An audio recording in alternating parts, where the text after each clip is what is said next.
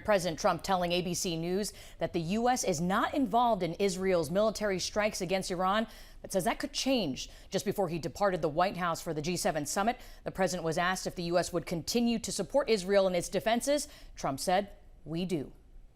Streaks of light and thunderous rattling in the skies above Tel Aviv Sunday night. Sirens sounding off across Israel as the latest round of Iranian missiles were seen soaring over Jordan towards Israel.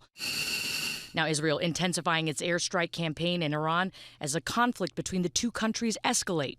The U.S. helping Israel to defend itself against the retaliatory strikes.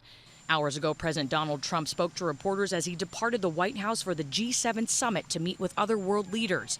The president asked about his plan to de-escalate the situation between Israel and Iran. I hope there's going to be a deal. I think it's time for a deal, and we'll see what happens. But sometimes they have to fight it out, but we're going to see what happens. I think there's a good chance there'll be a deal. The president telling ABC News that the U.S. could be drawn into the conflict, but claims that has not happened yet. We are profoundly implicated in this, even without doing anything. Tom Makaitis is a history professor at DePaul University, specializing in violent extremism, international conflict, and terrorism. We're involved. We're considered to be the closest ally, and they're flying American-manufactured aircraft and possibly dropping American-made munitions. So there's just no way we're going to distance ourselves entirely from this. The death toll in the hundreds and climbing.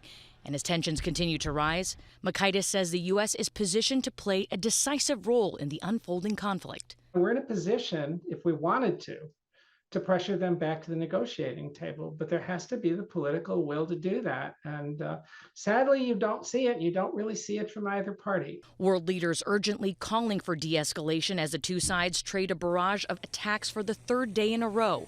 A curtain of smoke hanging over the Iranian capital after a gas depot was hit Sunday night, as the world's biggest powers and their allies prepare to gather in Canada. The Israel-Iran conflict set to be front and center at the G7 summit, with a hope for a resolution in the Middle East.